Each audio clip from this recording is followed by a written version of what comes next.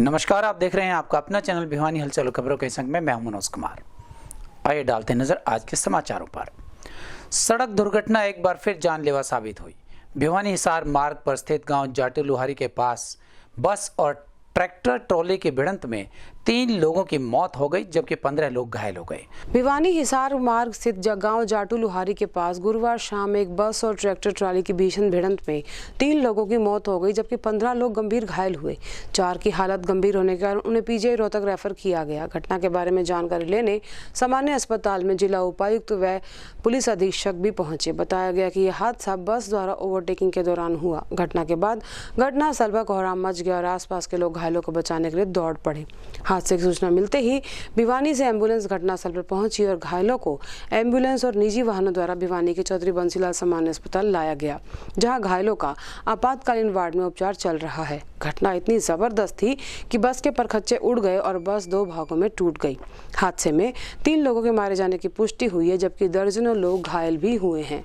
नया ड्राइवर था, नया कंडक्टर था। तो आप लोगों ने पूछा इतनी तेज की बगावत मारी, जिंदगी में तो जीवन बड़ा अमूल्य है।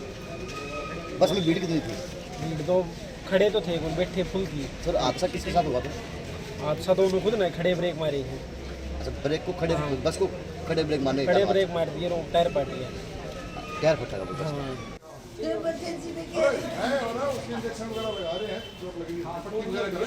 सच बताओ कितनी चोट लगी? पापा मेरी मम्मी दिखाओ।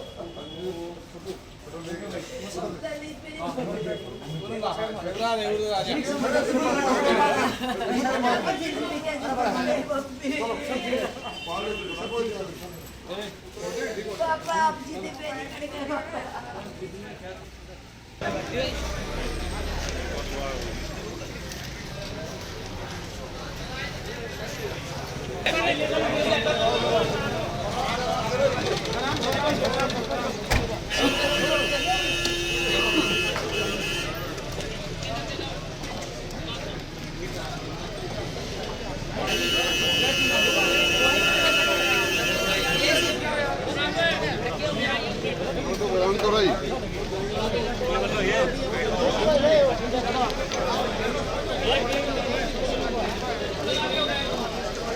सूचना मिलते ही जिला उपायुक्त और पुलिस अधीक्षक सामान्य अस्पताल पहुंचे, जहां घायलों का इलाज चल रहा था।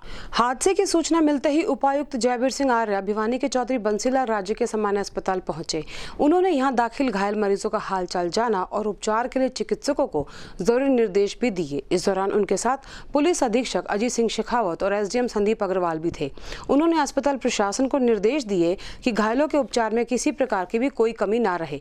उन्होंने डॉक्टर मनीष शरण और डॉक्टर राजेश को निर्देश दिए कि गंभीर रूप से घायलों को रोहतक या हिसार रेफर कर दिया जाए। ये लुहारी जाटू में एक्सीडेंट हुआ है, जो कोऑपरेटिव सोसाइटी की बस थी, तो जिसमें 60 के आसपास पैसेंजर थे, जिसमें 4 की डेथ हुई है और 11 यहाँ हैं और 4 पेशेंट रेफ़र भी किए हैं। और इस तरीके से सभी का इलाज प्रॉपर, डॉक्टर सभी प्रेजेंट हैं, सारा स्टाफ प्रेजेंट है। इलाज में कोई कमी नहीं आने दी जाएगी। सर, हादसे की वजहों की जानकारी हो पाई है? किस वजह से हादसा ओवर स्पीड थी गाड़ी, और स्पीड के कारण ड्राइवर से गाड़ी कंट्रोल हुई नहीं और ओवर स्पीड के कारण ये एक्सीडेंट हुआ है। जो प्रिलिमिनरी जो इंक्वायरी आई है तो उसमें यही आया है कि ओवर स्पीड के कारण ये एक्सीडेंट हुआ है। और बाकी जो पेशेंट आगे जो इंजर्ड हैं, जिनको हमने रोहतक रेफ़र किया है, उनके साथ प्रॉपर एम्बुलेंस में मेडिकल स्टाफ है और कोई दिक्कत किसी को नहीं आने दी जाएगी। और जो यहाँ पर हैं उनके भी इलाज में पूरी तरह से उनको यहाँ पर ट्रीटमेंट किया जाएगा। ये रेगुलर रोड सेफ्टी की मीटिंग भी ली जा रही है और उसमें जो भी ब्लैक स्पॉट हैं उनको ठीक किया जाता है। और कंसर्न विभाग की अगर जिम्मेवारी है, कहीं लापरवाही है, तो रोड को ठीक करने में उनकी जिम्मेवारी भी फिक्स की जाती है। और बाकी ओवर स्पीड के बारे में भी बार बार रिफ्रेशमेंट कोर्स कंडक्ट किए जाते हैं रोडवेज के द्वारा भी और सेक्रेटरी आरटीए के द्वारा भी, कि आप ओवर स्पीड ना चलाएं, गलत ओवरटेक ना करें। और जो मेजर एक्सीडेंट के कारण हैं आज के दिन और ओवर स्पीड और रॉन्ग साइड से ओवरटेक करना, तो इनके बारे में सभी को अवेयर होना पड़ेगा और ताकि एक्सीडेंट से बचा जा सके। हाँ बिल्कुल, जहाँ भी चाहे हिसार जिंदल हॉस्पिटल है या अग्रवाल हॉस्पिटल है या मेडिकल कॉलेज रोहतक है, जो भी बेस्ट ट्रीटमेंट होगा वो करवाएंगे और सारा एम्बुलेंस हमारी तैयार हैं और इसके साथ मेडिकल स्टाफ पूरा उनके साथ जाएगा। तो मैं पर्सनली और एसपी साहब पेशेंट से मिले हैं, तो किसी को कोई दिक्कत नहीं आने दी जाएगी। और अब हम यही हैं काफ़ी देर जब तक सारी जो ओवर स्पीड में थी जाटू लोहारी गांव के पास हमारी ERV जो इमरजेंसी रिस्पांस व्हीकल 112 डायल 112 उनको सूचना मिली, वो तुरंत वहां पे पहुंचे और साथ में जितने भी यात्री उसमें फंसे हुए थे सबको बाहर निकाला और हॉस्पिटल में पहुंचाया। साथ में एम्बुलेंसेस को भी बुला के ट्रैफिक को सुचारू रूप से चलाते हुए सबको हॉस्पिटल पहुँचा दिया गया है। हॉस्पिटल में आके हमें सूचना मिली है कि 3 व्यक्तियों की मृत्यु हो चुकी है, साथ में 4 लोगों को उच्च जो चिकित्सा सुविधाएं उनके लिए रेफ़र कर दिया गया है। बाकी सभी का इलाज यहाँ हॉस्पिटल में सुचारू रूप से चल रहा है। प्रशासन पूरी नज़र रखे हुए है ताकि कैजुअलिटी मिनिमम हो और जो भी है उनका उपचार अच्छे तरीके से हो। देखिए, यहाँ हॉस्पिटल से 4 लोगों को PGI रोहतक रेफ़र किया गया है, उसके अलावा कुछ लोगों को डायरेक्टली हिसार भी ले जाया गया है। जो इंजरी जिनकी माइनर है वो प्राइवेट हॉस्पिटल्स में भी चले गए हैं, परंतु यहाँ पे बस यही कहना है कि 3 लोगों की कैजुअलिटी हो चुकी है और आगे की कैजुअलिटी ना हो इसके लिए पूरे उपचार किए जा रहे हैं। ड्राइवर की क्या पोजीशन है? ड्राइवर की गलती है, उसको गिरफ्तार किया घायल है? बिल्कुल, सबसे पहले हमारा टारगेट था कि जितने भी इंजर्ड है उनको हॉस्पिटल पहुँचाए, उनकी जान बचाई जाए। उसके आगे की प्रक्रिया FIR करने की प्रक्रिया सारी प्रक्रिया हम करेंगे। जिनको भी दोषी पाए जाएंगे उनके खिलाफ कार्रवाई की जाएगी। हादसे में गंभीर लोगों को PGI रेफर कर दिया गया, जबकि मृतकों के शव परिजनों को सौंप दिए गए। वहीं इस दुर्घटना में कल 4 लोगों के शव मिलने की जानकारी थी, लेकिन इस हादसे में 3 लोगों की मौत हुई है। SHO हरिओम बुआनीखेड़ा थाना ने बताया, इस हादसे में 3 लोगों की मौत हुई है। जिस चौथे शख्स की हादसे में मौत की संभावना जताई जा रही थी वो तो शाम के मिरान गाँव का रहने वाला पवन था। इस हादसे में अब तक 3 लोगों की मौत हुई है, जिनमें से 2 महिलाएं और 1 पुरुष है। उन्होंने बताया कि अब तक 8 लोगों की MLC आई है, बाकी मामूली रूप से घायल लोगों की जानकारी नहीं है। घायलों की संख्या बढ़ भी सकती है। अब तक इस मामले में FIR दर्ज कर दोषियों के खिलाफ जांच प्रारंभ कर दी गई है और जल्द से जल्द दोषियों को गिरफ्तार कर लिया जाएगा। कल जो हस्सी भिवानी रोड पे जो सड़क दुर्घटना हुई है, बस में सवारियों में से 3 कैजुअलिटी हुई है। सर, कल कितने घायल हुए हैं, कितने लोगों की मौत? हमारे पास ऑन रिकॉर्ड तो 8 है, MLC है और कैजुअलिटी 3 है। कैजुअलिटी के 3 पर्सन आइडेंटिफाई हो गए हैं और बाकी किसी को घायलों को अभी MLC आई है हमारे पास, शामिल तफ्तीश हुए नहीं है। इसमें घायलों की संख्या 1-2 बढ़ सकती है। वैसे छोट मोट जिसको चोटें लगी थी वो अभी तक उसकी जानकारी मिल नहीं पाई है। सर, किन किन की डेथ हुई है, कौन कौन सा? डेथ एक तो इसमें कृष्णा है बुआनीखेड़ा से और एक शमशेर सिंह है बुआनीखेड़ा से, एक वीरमती है स्वरूपगढ़ से। बस चालक के खिलाफ केस दर्ज कर लिया है, FIR नंबर 311 सड़क दुर्घटना की में उसको जो है जल्दी गिरफ्तार करके न्यायालय में पेश किया जाए। मृतक के भाई ने बताया कि उनका भाई कल शाम को इसी बस में अपने घर जा रहा था। इस हादसे में उसके भाई की मौत हो गई, जिसके 2 बच्चे हैं, जिससे उनके परिवार पर दुखों का पहाड़ टूट पड़ा है। उन्होंने जिला प्रशासन से अपील की कि इनके बच्चों को आर्थिक मुआवजा दिया जाए और दोषियों को जल्द से जल्द गिरफ्तार किया जाए। वहीं इस हादसे में मृतक कृष्णा के देवर ने बताया कि उनके भाई की पत्नी की मौत हादसे में हुई है। उन्होंने दोषियों के खिलाफ सख्त से सख्त कार्रवाई करने की मांग की है। मेरा नाम कपूर सिंह है, गाँव स्वरूपगढ़ श्यामपुर। मेरे भाई की मिसेज थी जो एक्सीडेंट के अंदर एक्सपायर होगी केस के अंदर। मैं सरकार से अनुरोध करता हूं कि जल्द से जल्द ड्राइवर को गिरफ्तार किया जाए और आर्थिक मदद की जाए। जितने भी घायल हैं एक्सीडेंट केस में जो एक्सपायर होगी, तमाम के तमाम आदमियों को सरकार की तरफ से सहायता दी जाए और पुलिस डिपार्टमेंट से अनुरोध करता हूँ कि वो जल्द से जल्द दोषी को गिरफ्तार करके कानूनी कार्रवाई करने की कोशिश करें। घटना कल वो शाम को बस से आ रहे थे, तो जब बस में उनका एक्सीडेंट हो गया, तो उनके यानी कि छोटे बच्चे हैं, गुड़िया है, उनकी उम्र 37 साल की है, यानी मेरे से बड़े भाई थे शमशेर। तो मैं तो सरकार से यानी कि दरख्वास्त करता हूँ भाई उनको आर्थिक सहायता दी जाए और जो चालक था उसको यानी कि सज़ा वगैरह दी जाएगी, उसको पूरी जल्द से जल्द गिरफ्तार किया जाएगी। सफाई कर्मचारियों की मांगें एक बार फिर जोर पकड़ने लगी हैं और अपनी लंबित मांगों को लेकर प्रदेश भर में प्रदर्शन और हड़ताल जारी है। इन मांगों को लेकर शुक्रवार को प्रदेश भर में करीबन 42,000 सफाई कर्मचारी सामूहिक अवकाश पर रहे। इस दौरान जमकर नारेबाजी भी की गई और आगे सफाई कार्य न करने की चेतावनी भी दी। एक तरफ जहां कोरोना महामारी की तीसरी लहर की आशंका लगातार बनी हुई है, वहीं दूसरी तरफ सफाई कर्मचारी भी अपनी लंबित मांगों को लेकर हड़ताल और प्रदर्शन पर जारी हैं, जिसके बाद महामारी में भी बिना सफाई के शहरवासियों को गंदगी के भयंकर परिणाम भुगतने पड़ सकते हैं।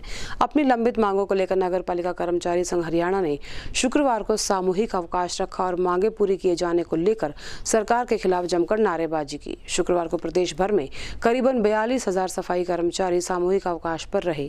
गौरतलब होगा कि प्रदेश भर में नगर निगम परिषद और पालिकाओं के सफाई कर्मचारी अपनी मांगों को लेकर 17 अगस्त को काला झंडा प्रदर्शन और 24-25 अगस्त को भूख हड़ताल भी कर चुके हैं और इसी कड़ी में 27 अगस्त को सफाई कर्मचारियों ने सामूहिक अवकाश रखा और सरकार के खिलाफ नारेबाजी की। उन्होंने आरोप लगाए कि प्रदेश सरकार ने इनकी मांगें पिछले साल मानी थी, लेकिन 1 साल पूरा होने के बाद भी उन मांगों को लागू नहीं किया गया है। पुरुषोत्तम दानव ने कहा कि यदि प्रदेश सरकार उनकी मांगें नहीं मानती तो वे जल्द ही मीटिंग कर अपनी आगामी आंदोलन की रूपरेखा बनाएंगे और उन्होंने चेतावनी भी दी कि इस बार सफाई कर्मचारी प्रदेश भर में सफाई व्यवस्था ठप कर देंगे और प्रदेश के प्रत्येक शहर में सिर्फ कचरे के ढेर ही नजर आएंगे। पूरा हरियाणा प्रदेश की तरफ से नगर पालिका कर्मचारी संघ हरियाणा की ओर से पूरा हरियाणा प्रदेश के अंदर 42,000 कर्मचारी सामूहिक अवकाश पर है और हमने पहले 2 दिन 24 और 25 को भूख हड़ताल भी करी है और हम सरकार से जो सरकार की जो संघ की बातचीत हुई है उसके बारे में, लेकिन सरकार है जो अड़धर्मिता अपनाई हुई है, जो कर्मचारियों की जो मांगे हैं उनके बारे में बिल्कुल सोच विचार नहीं कर रही। और आज 27 तारीख की सामूहिक अवकाश होने के बाद अब हमारा जो सर्व कर्मचारी संघ का सुखपुरा में जो ऑफिस है उसके अंदर मीटिंग होगी और आगामी जो आंदोलन है उसके बारे में घोषणा होगी। हरियाणा रोडवेज कर्मचारी वर्कर्स यूनियन के बैनर तले शुक्रवार को बस स्टैंड परिसर में जाटू लोहारी में हुए हादसे में मरने वाले व्यक्तियों की आत्मा की शांति के लिए एक सभा की गई और मौन भी रखा गया। यहाँ अनेक कर्मचारी इस सभा में शामिल हुए और घायल लोगों के लिए भी जल्द से जल्द स्वस्थ होने की कामना की गई। शुक्रवार को हरियाणा रोडवेज वर्कर यूनियन ने डिपो प्रधान की अध्यक्षता में गुरुवार को जाटू लोहारी के पास दुर्घटनाग्रस्त हुई बस में मरने वाले व्यक्तियों की आत्मा की शांति के लिए 2 मिनट का मौन रखा और घायल व्यक्तियों के जल्दी स्वस्थ होने की कामना की। इस दौरान राज्य वरिष्ठ ने कहा कि सहकारी परिवहन समिति की बसों पर कार्यरत चालकों के लाइसेंस की प्रादेशिक परिवहन प्राधिकरण द्वारा जांच की जानी चाहिए और जो भी परिवहन समिति की बसें चलती हैं उन पर काम कर रहे चालकों के लाइसेंस की एक प्रति बस स्टैंड के कार्यालय में भी जमा होनी चाहिए। जिन परिवहन समितियों के चालकों का लाइसेंस वैध नहीं पाया जाता उन परिवहन समितियों को परमिट तुरंत रद्द किया जाए ताकि जनता को बेहतर परिवहन सुविधा दी जा सके और भविष्य में इस प्रकार के हादसे ना हो। कल आपने देखा होगा कि प्राइवेट बस के साथ ट्रैक्टर की भिड़ंत हुई है, वहाँ एक बहुत बड़ी दुर्घटना हुई है। हम आज 2 मिनट का मौन रखे कर्मचारियों ने भगवान से प्रार्थना की है कि उनकी दिवंगत आत्मा को शांति मिले और घायल जितने भी हैं उनको भगवान जल्दी से जल्दी ठीक करे, हम यही कामना करते हैं। दूसरी बात, हम प्रशासन से मांग करते हैं कि लगातार हम ये मांग कर रहे हैं कि रोडवेज के अंदर बसें शामिल हों ताकि एक बेहतर सुविधा मिल सके। आपने प्रशासन ने कल की घटना से सबक लेना चाहिए कि आप देखिए प्राइवेट बस के ऊपर अनट्रेड ड्राइवर होते हैं बाकायदा, उनके पता नहीं उनके लाइसेंस है या नहीं है। दूसरी बात, हम ये कहना चाहते हैं कि कभी कभार भी आज तक हमने उनकी चेकिंग नहीं देखी है। यहाँ से ड्राइवर कोई होता है, रास्ते में ड्राइवर कोई होता है और इसी वजह से इतनी बड़ी दुर्घटना कल घट गई। तो हम इससे प्रशासन को भी हम जिम्मेवार मानते हैं कि प्रशासन ने भी इन बसों के ऊपर लगाम लगानी चाहिए ताकि ऐसी घटना दोबारा से ना हो सके और रोकी जा सके। प्रशासन ने बाकायदा इनके लाइसेंस चेक करने चाहिए, इनके परमिट चेक करने चाहिए, इनकी वैलिडिटी चेक करनी चाहिए, बसों की कितनी वैलिडिटी बची हुई है, नहीं बची हुई है, चलने लायक है या नहीं है। जो कल की जो घटना हुई है ये बहुत बड़ी घटना है, पूरे हरियाणा के अंदर बहुत दुखद की घटना है। हम कामना करते हैं कि ऐसे भविष्य में और ऐसी घटना ना हो। इससे प्रशासन से ये मांग करते हैं कि जो जितने भी अनट्रेड ड्राइवर हैं इनको पर इनकी निरीक्षण किया जाए, इनकी जांच की जाए, बाकायदा इनको देखा जाए कि ये बस किस प्रकार चलाते हैं या बस स्टैंड से चलते हैं, यहाँ से रोहतक गेट तक बहुत समय लगा देते हैं, उसके बाद आगे हांसी के लिए आगे बस को भगाते हैं टाइम उठाने के लिए। सबसे बड़ा जो है इसका एक्सीडेंट होने का कारण यही है, क्योंकि ये यहाँ तो सरकाते नहीं, धीरे धीरे चलाते हैं और पीछे जो ही बस रोडवेज की दिखती है फिर उसके बाद में ये पूरी रफ्तार से गाड़ी भगाते हैं। इसी के कारण ये जो हादसा हुआ है ये भी जो है बहुत तेज़ रफ्तार के कारण हुआ है, जो कि हमने टेलीविज़न पे भी देखा है। और जो है सवारी जो वहाँ मौजूद सवारी जो बस में सवारी थी वो जो है इस बात को कह रही थी। तो हम प्रशासन से मांग करते हैं इन चालकों की जो है निरीक्षण किया जाए, जांच की जाए। प्रदेश भर में कोविड-19 की रोकथाम के लिए समय समय पर वैक्सीनेशन कैंप्स का आयोजन किया जा रहा है। इसी कड़ी में नगर में मीडिया सेंटर पर वैक्सीनेशन कैंप लगा तो स्थानीय कृष्णा कॉलोनी में भी गोसाई लाल दास मंदिर में भी एक कैंप का आयोजन किया गया। इस तरह से एक ही दिन में जहां भिवानी में 40,000 तो प्रदेश भर में 8 लाख वैक्सीन लगाने का लक्ष्य रखा गया है। शुक्रवार को प्रदेश के सभी जिलों में मेगा वैक्सीनेशन कैंप लगाकर लगभग 8 लाख लोगों को वैक्सीनेट किया गया। कोरोना महामारी से बचाव को लेकर अब तक हरियाणा प्रदेश में 1 करोड़ 52 लाख लोगों को वैक्सीन लगाई जा चुकी है, जिसमें से लगभग 1 करोड़ 15 लाख लोगों को पहली डोज और 37 लाख लोगों को दूसरी डोज लगाई जा चुकी है। मेगा वैक्सीनेशन कैंप के तहत भिवानी के मीडिया सेंटर में आज वैक्सीनेशन कैंप आयोजित किया गया, जिसमें बड़ी संख्या में पत्रकारों और उनके परिजनों सहित आम लोगों ने भी कोरोना रोकथाम के लिए वैक्सीन लगवाई। मुख्य चिकित्सा अधिकारी ने बताया कि आज प्रदेश भर में मेगा वैक्सीनेशन कैंप लगाए जा रहे हैं, जिसके तहत भिवानी जिले में 40,000 लोगों को कोरोना रोकथाम के लिए कोविशील्ड वैक्सीन लगाई गई है। इस कैंप में 60% वैक्सीनेशन दूसरी डोज और 40% वैक्सीनेशन प्रथम डोज लगाई गई है। साथ ही उन्होंने कहा कि कोरोना महामारी की संभावित तीसरी लहर को देखते हुए वैक्सीनेशन के कार्य में तेजी लाई गई है। जिले में कोरोना के केस लगभग कम हो गए थे, लेकिन अब पिछले 4 दिनों से बढ़कर केस फिर से 7 हो गए हैं। इसलिए आम जनता को कोविड प्रोटोकॉल का पालन करते हुए मास्क लगाना चाहिए, सैनिटाइजर का प्रयोग करने के साथ साथ भीड़ भाड़ से भी बचना चाहिए। कृष्णा कॉलोनी में मंदिर में अपने एक वैक्सीन कैंप का आयोजन किया गया। इसमें पहली और दूसरी डोज लगाई जा रही हैं। करीबन 100 के आसपास के रजिस्ट्रेशन हो चुके हैं अभी तक, और करीबन 200 से 250 के आसपास लोग इसका फ़ायदा उठा पाएंगे, क्योंकि ये छोटी छोटी कैंप लगाए जा रहे हैं। इससे काफ़ी लोगों को परेशानियों का सामना नहीं करना पड़ता, क्योंकि ना तो इनको कहीं ऑटो से या किसी अपने निजी वाहन से जाना पड़ता है, और सभी इसी क्षेत्र के लोग बड़े कृष्णा कॉलोनी काफ़ी बड़ा क्षेत्र है, और है ना इनके बीच में ये कैंप लगाया गया है, जिससे इन लोगों को बड़ा भारी मात्रा में फ़ायदा होगा। उनको आने जाने में परेशानी नहीं होगी, टाइम का भी अच्छा प्रयोग होगा। तो मैं कहना चाहूँगा कि हमारे स्वास्थ्य विभाग ने बड़ा अच्छा कैंप लगा के छोटे छोटे कैंप जगह जगह लगा रही हैं। हम महिला मोर्चा उच्चतर शिक्षा निदेशालय ने छात्रों के हित में प्रथम वर्ष में दाखिले के लिए आवेदन की तिथि 2 सितंबर तक बढ़ा दी है। राजीव गांधी महिला महाविद्यालय के प्राचार्य सुधीर शर्मा ने इस बारे में छात्रों से अपील की कि छात्र अपना फॉर्म अच्छी तरह से जांच कर भरें, ताकि बाद में किसी तरह की कोई परेशानी न हो। वहीं 5 सितंबर तक सत्यापन के बाद 8 तारीख को पहली लिस्ट जारी कर दी जाएगी। शिक्षा निदेशालय ने स्नातक में दाखिले के लिए आवेदन की अंतिम तिथि बढ़ा दी है। दाखिले के इच्छुक विद्यार्थी 2 सितंबर तक आवेदन कर सकेंगे। 4 सितंबर तक ऑनलाइन दस्तावेजों का सत्यापन किया जाएगा। 8 सितंबर को स्नातक की पहली मेरिट लिस्ट जारी की जाएगी, जिसके विद्यार्थी उसके बाद अपनी फीस जमा करा सकते हैं। इसके बाद दूसरी मेरिट लिस्ट 15 सितंबर को जारी की जाएगी, और ये विद्यार्थी 16 से 18 सितंबर तक अपनी फीस जमा कराएंगे। इसके बाद सीटें खाली रहने पर पोर्टल पर दोबारा रजिस्ट्रेशन किया जाएगा, जो कि 21 सितंबर तक किए जाएंगे। प्राचार्य सुधीर शर्मा ने बताया कि सभी छात्रों और छात्रों से अपील करते हुए कहा कि अपना फॉर्म फिल करने से पहले अच्छे से अपनी जानकारी चेक कर लें।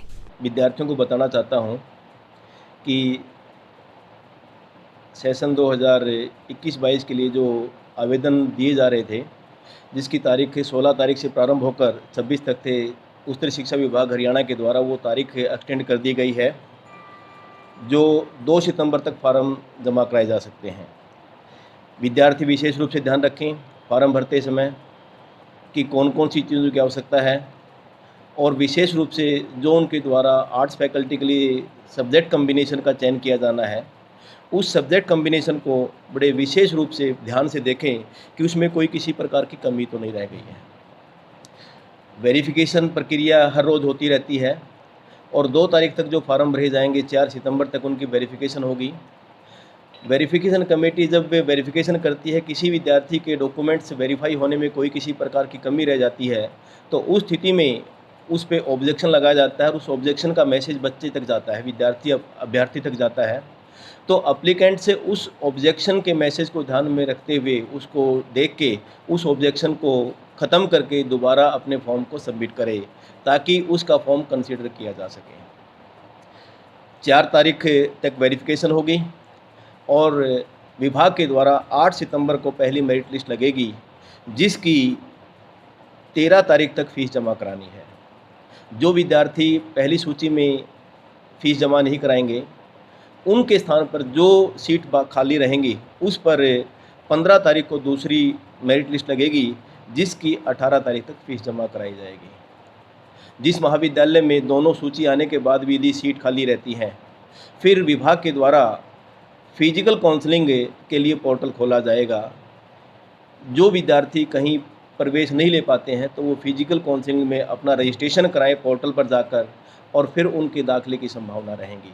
नहरी पानी की समस्या को लेकर जिले के गांव बलियाली और सुई के कुछ लोग एकत्रित हुए और जिला उपायुक्त से मिलने लघु सचिवालय परिसर पहुंचे। इनका कहना था कि निगाना फीडर में लंबे समय से पानी नहीं आ रहा है, जिसके चलते उनकी फसलों और पशुओं को भी प्यासे मरने की नौबत आ गई है। बलियाली और सुई के ग्रामीण नहरी पानी की समस्या लेकर जिला उपायुक्त से मिलने लघु सचिवालय पहुंचे। ग्रामीणों ने बताया कि 2 महीने से निगाना फीडर में पानी नहीं आ रहा, इससे फसलों की सिंचाई और पीने के पानी की समस्या बनी हुई है। यहां तक कि पशुओं को भी पीने का पानी की किल्लत बनी हुई है। उन्होंने आगे बताया कि बरसात बहुत कम हुई है, जिस कारण फसल उनकी बर्बाद होने के कगार पर पहुँच चुकी है। इसलिए जिला प्रशासन से मिलकर उन्होंने नहरी पानी की मांग की है। अगर जल्द ही नहरी पानी उन्हें नहीं मिला तो लोगों को प्यासा मरने की नौबत आ सकती है। निगाना फीडर में पानी नहीं आ रहा काफ़ी टाइम से, और छोटे हैं तो बहुत मंदा छोटे हैं, और हमारी मोरियाँ में पानी नहीं चढ़ता जी, और साइज है ना बिल्कुल ही है लंबे साइज लगा दिए, और पीने के पानी है ना बिल्कुल को नहीं जी। गाँव हमारा सुई है, जिला भिवानी है, तहसील भिवानी खेड़ा है। ये हमारा निगाना फीडर का पानी लगता है, उसमें बिल्कुल 2 महीने में 15 दिन पानी चला है। फसल सूख चुकी है, पशु प्यासे हैं, हमारा कोई पानी का साधन नहीं, खेती सूख चुकी है।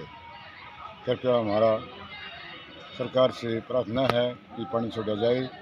स्थानीय कोट रोड स्थित वार्ड नंबर 11 के आसपास के क्षेत्र में सीवरेज ओवरफ्लो की समस्या से लोगों का जीना बेहाल हो गया है। क्षेत्रवासियों का कहना था कि पिछले 3-4 वर्षों से यहां के निवासी जन स्वास्थ्य विभाग के चक्कर लगा रहे हैं, लेकिन स्थिति ज्यों की त्यों बनी हुई है। इस बारे में उन्होंने प्रशासन के खिलाफ और जन स्वास्थ्य विभाग के खिलाफ नारेबाजी भी की और समस्या के समाधान के लिए एक ज्ञापन भी सौंपा। एक तरफ जहां कोरोना महामारी से देश को बचाने के लिए सरकार और प्रशासन द्वारा वैक्सीनेशन कैंप लगाए जा रहे हैं, वहीं भिवानी जिला प्रशासन लोगों के स्वास्थ्य की तरफ आंखें मूंद कर बैठा हुआ है। शहर में कहीं पर सीवरेज की समस्या बनी है तो कहीं पर सीवरेज का पानी ओवरफ्लो होकर सड़कों पर फैल रहा है, जो कि लोगों के स्वास्थ्य और जीवन के साथ खिलवाड़ है। ऐसी एक समस्या स्थानीय Kot road Suryanagar Juglal school road पर बनी हुई है। यहाँ के निवासी सीवरेज ओवरफ्लो की समस्या से खासे परेशान है और पिछले 3-4 वर्षों से इस समस्या के समाधान की मांग लेकर जन स्वास्थ्य विभाग के दरवाजे भी खटखटा रहे हैं, लेकिन समस्या आज तक वैसे की वैसे बनी हुई है। इसी समस्या से परेशान यहाँ के निवासियों ने शुक्रवार को जन स्वास्थ्य विभाग के खिलाफ जमकर नारेबाजी की और उपमंडल अभियंता को ज्ञापन सौंपकर समस्या के समाधान की मांग की। क्षेत्रवासियों ने विभागीय अधिकारियों और जनप्रतिनिधियों को चेतावनी दी कि यदि जल्द ही उनकी समस्या का समाधान नहीं हुआ तो वे सड़कों पर उतरने को मजबूर हो जाएंगे। ये डाणा रोड पर जुगलाल स्कूल के पास 33 फुटा रोड है, वहाँ पर सीवर जाम है और यहाँ के पार्षद प्रतिनिधि और जन स्वास्थ्य विभाग में इसकी शिकायत कर चुके हैं, लेकिन भिवानी का जो प्रशासन है सोया हुआ है। इन आम गरीब लोगों की समस्याओं की तरफ ध्यान नहीं है। अगर प्रशासन इस गरीब लोगों की तरफ ध्यान नहीं देगा तो प्रशासन के सामने ये सारे मोहल्लेवासी और जाके बाद धरना देंगे और वह जाम करने की कोशिश भी करेंगे। अगर जो भी कोई आगे कार्रवाई होगी तो उसका प्रशासन जिम्मेवार होगा। ये आपका ये सीवर बंद है जी, लगभग 4 महीने से भिवानी प्रशासन के पास, भिवानी एमसी के पास, कर्मवीर एमसी के पास, इस एरिया का जो एमसी है कई बार हम मिल चुके हैं और कोई समाधान नहीं दे रहे, समाधान नहीं हो रहा है। इसका आश्वासन देते जा रहे हैं 2 दिन में हो जाएगा, 4 दिन में हो जाएगा। सर्व शिक्षा अभियान के तहत जिले के 743 मुख्य अध्यापकों को टैब्स दिए जाएंगे ताकि वो अपने विद्यालय में होने वाली गतिविधियों को तुरंत अपलोड कर सकें। यह कहना था भिवानी के district project coordinator Naresh Mehta का। उन्होंने बताया कि ऐसे में यदि कोई मुख्य अध्यापक रिटायर हो जाता है तो वह अपना टैब ऑफिशिएटिंग अध्यापक को सौंप कर ही जाएगा। थोड़ी सीधे कर ले भाई, पेज ही टेढ़े हो रहे हैं यूँ। इस बारे में डीपीसी नरेश मेहता से बात की गई तो उन्होंने बताया कि हरियाणा शिक्षा नीति के तहत जिले के 743 मुख्य अध्यापकों को टैब दिए जाएंगे, जिसके लिए 4 प्रिंसिपल की कमेटी बनाई गई है। अगर अध्यापक टैब लेने के बाद रिटायर हो जाता है तो उसकी जगह नया अध्यापक उस टैब पर कार्य कर सकता है। इससे वह अपने स्कूल में होने वाली गतिविधियों को ऑनलाइन अपलोड कर सकता है और साथ ही साथ अपने स्कूल के बारे में पूरी जानकारी भी अपने टैब में रख पाएगा।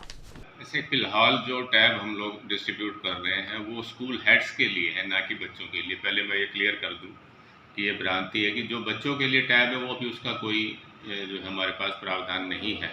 फिलहाल हर स्कूल हेड के लिए एक टैब का जो हमारे पास प्रावधान है और भिवानी ज़िले में 743 टैब जो है हम लोग बांट रहे हैं। हर स्कूल मुखिया को एक मिलेगा और जिसके लिए हमने 1 तारीख को जो है दिन निश्चित किया है। उस 1 तारीख को इस कार्यालय की तरफ से सभी टैब्स जो है डिस्ट्रीब्यूट हो जाएंगे और इस टैब में हर मुखिया के नाम ही जाएगा ये, और ये बीओ के माध्यम या ओब्लिक जो बीआरसी है उनके माध्यम से जाएगा। बीआरसी 3 प्रिंसिपल्स की कमेटी बनाएंगे, सारी चीज़ों को स्टॉक में लेकर उसको इशू करेंगे और उनका यूसी जो है हमारे को रिटर्न करेंगे। और मुखिया यदि वहाँ ट्रांसफ़र हो जाता है तो जो भी नया मुखिया आएगा वो उसको हैंड ओवर करेगा और उसकी रिटायरमेंट तक या जब तक वो उस स्कूल में है तब तक वो टैब उसके पास रहेगा, जिसमें वो स्कूल से संबंधित ऑनलाइन गतिविधियां हैं, MIS है या और जो ऑनलाइन टीचिंग है या जो भी ऐप्स समय समय पर विभाग द्वारा निर्देशित किए जाते हैं उन सभी का वो उपयोग करेगा। जिले के लघु सचिवालय परिसर स्थित CTM ऑफिस में गर्ल्स कॉलेज के प्राचार्यों और रोडवेज कर्मियों की एक संयुक्त रूप से मीटिंग का आयोजन किया गया। इस बैठक का उद्देश्य था कि छात्राओं को आने जाने में किसी भी तरह की कोई असुविधा न हो। रोडवेज प्रबंधक का कहना था कि लॉकडाउन के चलते कुछ एक बसेस को बंद कर दिया गया था, जिन्हें अब दोबारा से चालू किया जा रहा है। आज लघु सचिवालय से CTM ऑफिस में गर्ल्स कॉलेज के उपाध्यापक और हरियाणा रोडवेज कर्मचारियों की मीटिंग की गई। हरियाणा रोडवेज के मैनेजर भरत परमार ने कहा कि जहां जहां लड़कियों को बसों की परेशानी है उसको दूर करने के लिए मीटिंग ली गई थी और लगभग सभी कॉलेजेस के पास से बसें जा रही हैं और जहां भी ऐसी कोई दिक्कत रही है वहां वे नई बसें चला देंगे। उन्होंने कहा कि कोरोना के कारण स्कूल और कॉलेज बंद थे, इसलिए गाड़ियां भी बंद हो गई, लेकिन अब नए सिरे से सभी गाड़ियां चला दी जाएंगी। इस दौरान उन्होंने ये भी कहा कि प्राइवेट बस ड्राइवर भी जहां लड़कियों के कॉलेज हैं वहां पर स्टॉप लेकर बस निकालेंगे। ये सख्त हिदायतें भी उन्हें दी जाएंगी। ये इसमें ना सभी गर्ल कॉलेज के प्रिंसिपल्स बुलाए गए थे और रोडवेज की तरफ से भी हम गए थे। तो इसमें ये डिस्कस हुआ था कि भाई कहाँ कहाँ किस कॉलेज में लड़कियों को बसेज की परेशानी है, उसको दूर करने के लिए जो मीटिंग थी। तो इसमें डिस्कस हुआ कि मोस्टली कॉलेजेस में हमारी बसें हैं ऑलरेडी चल रही हैं और जहाँ कहीं किसी प्रकार की जो कमी पाई गई है तो वहाँ पे लड़कियों के लिए बस उपलब्ध करवाई जाएगी, किसी प्रकार की कोई परेशानी नहीं होने दी जाएगी। सर, हरियाणा रोडवेज की तरफ से पिछली बार भी बसें चलाई गई थी, लेकिन फिर भी बच्चे बसों के पीछे दौड़ते हुए नजर आ रहे थे। तो देखिए, पीछे जो लड़कियों के लिए बसें चलाई गई थी तो बीच में कोरोना आ गया था, इसके कारण लॉकडाउन में जो स्कूल कॉलेजेस बंद थे तो इसलिए गाड़ियाँ भी बंद हो गई थी। अब नए सिरे से सभी गाड़ियाँ स्टार्ट कर दी गई हैं। और रही बात जो पीछे दौड़ने की, तो हम अपने स्टाफ को ये सख्त हिदायत देंगे कि जहाँ भी लड़कियाँ हैं, जहाँ कॉलेज हैं, उनको आराम से बैठा के लेके आएंगे। अगर कोई प्राइवेट वाला भी नहीं बैठाता है तो कंप्लेंट करें, इनको इसको DTO साहब देखेंगे। और सभी लड़कियों के पासेज इसमें अलाउड हैं, सभी इसमें यात्रा कर सकती हैं और प्राइवेट ऑपरेटर को भी इनको बैठाना पड़ेगा इसमें। मेहनत मजदूरी का कार्य करने वाले गांव मिरान के एक व्यक्ति की नहर में पांव फिसलकर डूबने से मौत हो गई। प्राप्त जानकारी के अनुसार खेत में कार्य करने के बाद यह व्यक्ति हाथ पांव धोने के लिए नहर तक गया था कि पांव फिसलने के कारण नहर में गिर गया और बाहर नहीं निकल पाया। ग्रामीणों ने प्रशासन और सरकार से इस व्यक्ति के परिवार के लिए सहायता की अपील की। प्राप्त जानकारी के अनुसार पवन मिरान गाँव का रहने वाला था और दिहाड़ी मजदूरी का काम करता था, जो कल खेत में काम करके हाथ पांव धोने के लिए नहर पर गया और वहां पैर फिसलने के कारण नहर में गिर गया और पानी गहरा होने के कारण पवन पानी में से नहीं निकल पाया और डूबने से उसकी मौत हो गई। गांव वाले जब तक नहर पर पहुंचे तब तक वो डूब चुका था। पवन के 4 बच्चे हैं। ग्रामवासियों ने प्रशासन से अपील की है कि पवन के परिवार में कमाने वाला कोई नहीं है, इसीलिए उसकी आर्थिक सहायता करें ताकि पवन के बच्चे और उसकी पत्नी अपना जीवन यापन कर सके। मेरा नाम जी अशोक कुमार, ये जी हमारे गाँव का लड़का है जी, दानक जाति है। ये जी दिहाड़ी मजदूरी का काम करता था। क्या नाम है सर? पवन कुमार जी। कितनी उम्र है इनकी? उम्र जी करीब 35-36 साल उम्र है जी। बच्चे कितने हैं? 4 बच्चे हैं जी इसका। ये किस प्रकार का हादसा हुआ? ये जी खेत में काम करके आ रहा था और वहाँ नदी में हाथ पैर धो रहा था जी। वहाँ उसका पैर फिसल गया और नदी में पानी ज़्यादा होने के कारण जो निकल नहीं पाया। नहर पक्की हो रही थी, गांव के लोग आए थे जी, डूब चुका था। क्या मांग करते हैं? इससे जी मांगी गरीब परिवार से है जी, और सरकार ने जिसकी सहायता करनी चाहिए ताकि इसके बच्चों का जी पालन पोषण हो सके और वो ढंग से जी रोटी खा सकें। एक पर्सन जो ऑलरेडी पहले ही मिरान गांव का है, पवन सनोप प्रताप सिंह, जो नहर में डूबने के कारण उसकी मौत हुई है। वो गलती से डेड हाउस में रखने के बाद रखा हुआ होने के कारण जब ये कैजुअल्टी हुई तो सभी डेड बॉडी एक्सीडेंट की भी इसी में आई, तो वो किसी कारण गलती से इसी में शुमार कर लिया गया, जबकि इसके वारिस आ चुके हैं, वो नहर में डूब के मरा है। जिले में कोरोना संक्रमण के चलते शुक्रवार दोपहर तक आई रिपोर्ट्स के अनुसार न तो कोई नया केस ही आया और न ही कोई ठीक हुआ, लेकिन एक व्यक्ति की मौत हो जाने के कारण एक्टिव केसेस की संख्या 7 हो गई। स्वास्थ्य विभाग लगातार वैक्सीनेशन कर अधिक से अधिक लोगों को कोरोना संक्रमण से बचाने की कोशिश कर रहा है। शुक्रवार दोपहर खबर लिखे जाने तक जिले में कोई नया कोरोना पॉजिटिव मामला सामने नहीं आया, जबकि कोई कोरोना संक्रमित मरीज ठीक भी नहीं हुआ। इसी के साथ जिले में कोरोना पॉजिटिव के एक्टिव केसेस की संख्या 7 हो गई, जबकि कुल 22,403 कोरोना संक्रमित में से 21,742 मरीज अब तक ठीक हो चुके हैं। हमारे संग में बस इतना ही। अगले अंक के लिए देखते रहेगा आपका अपना चैनल भिवानी हलचल।